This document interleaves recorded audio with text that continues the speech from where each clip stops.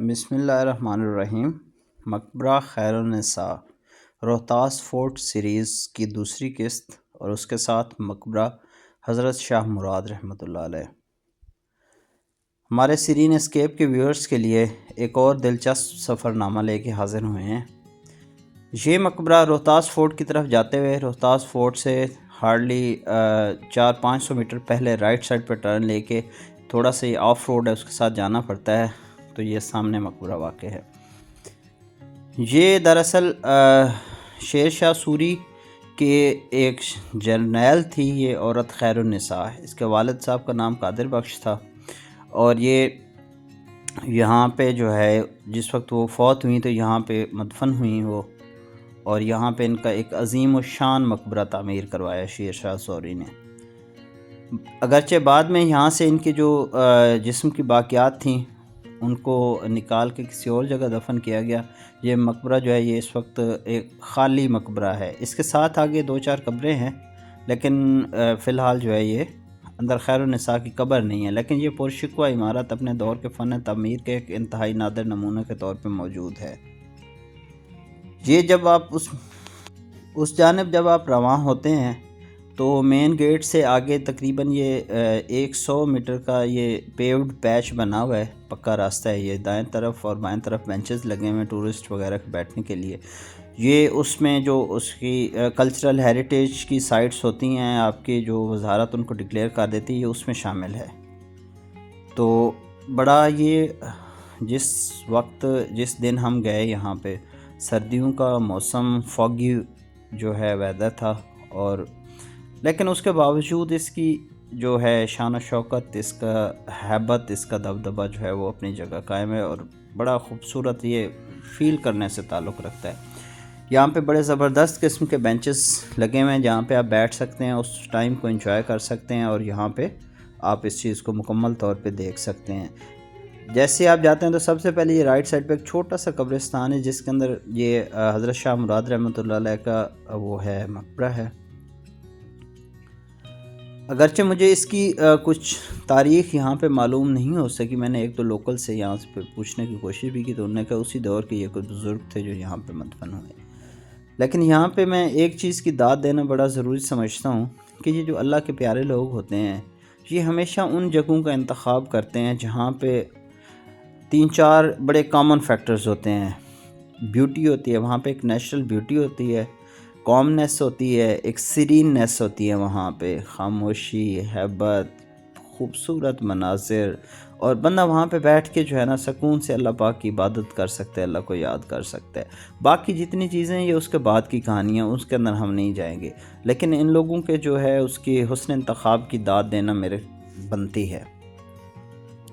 یہاں بیٹھ کے آپ کو کیا کہتے ہیں اس کو، سیلف تھیریسز ایک چیز ہوتی ہے، وہ آپ کو جو ہے نا آپ کے خیال کی جو شفافیت ہے وہ ملتی ہے، آپ کی سوچ جو ہے وہ بڑی شفاف ہوتی ہے، بڑا زبردست فیلنگ ہوتی ہے یہاں پہ۔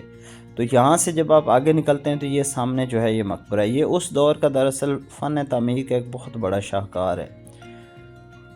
اس کی تعمیر کے اندر جو ہے اس کی پتھر کا اور جو اس کا ہے چونے کی اس کا استعمال کیا گیا ہے، اور یہ اس دور میں مطلب ترکی جو فن تعمیر تھا اس سے متاثر ہو کے یہ ساری چیزیں بنائی گئی ہیں۔ دراصل یہ جو سب کانٹیننٹ میں یہ لوگ آئے تھے، سینٹرل ایشیا سے آئے تھے، تو وہ لوگ اپنا فن تعمیر اور وہ ساری چیزیں ساتھ لے کے آئے تھے۔ یہاں پہ آپ کھڑے ہوں تو یہ سامنے جو ہے نا یہ ایک گہرائی کے اندر ایک پارٹ ہے پورا، جو یہاں پہ ایک دریا ٹائپ کا ایک نالا بہتا ہے اس کا، لیکن اس وقت یہاں پہ یہ وادی جہلم کا حصہ ہے۔ وادی جہلم جب آپ یہاں پہ کھڑے ہوں، ایون اس مقبرے کے اوپر بھی آپ کھڑے ہوں یا پھر آپ روہتاس فورٹ کے اوپر کھڑے ہوں، تو جو جہلم کی وادی ہے آپ کے سامنے پھیلی ہوتی ہے، اور یہ بڑا ہی خوبصورت حسین سا منظر پیش کرتی ہے۔ یہ مقبرے کے اوپر والا حصہ ہے جس کے اندر جو ہے نا ابھی ہم کچھ دیر بعد جو داخل ہوں گے انشاءاللہ۔ یہ اب ہم مقبرے کے اندر جا رہے ہیں، یہ اندر سے بالکل خالی ہے۔ یہاں پہ جب آپ اندر داخل ہوتے ہیں تو 2-3 چیزیں ہیں۔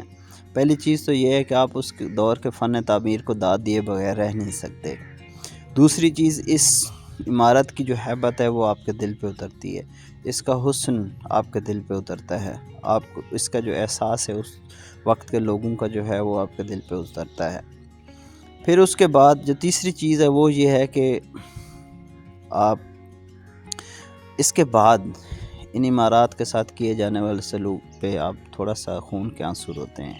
یہ جس طرح آپ دیکھ سکتے ہیں یہاں پہ جو ہے، یہاں پہ جو لوکل لوگ ہیں، یہاں پہ انہوں نے لکڑیاں رکھی ہوئی تھی، یہ ابھی یہاں اندر آگ جلا کے بیٹھتے ہیں۔ میرے خیال میں اتنا بڑا جو آپ کا ثقافتی ورثہ ہے اس کے ساتھ ایسے آپ کو نہیں کرنا چاہیے۔ خیر ایون دین یہ ایک بہت ہی خوبصورت اور بہت ہی زبردست جگہ ہے۔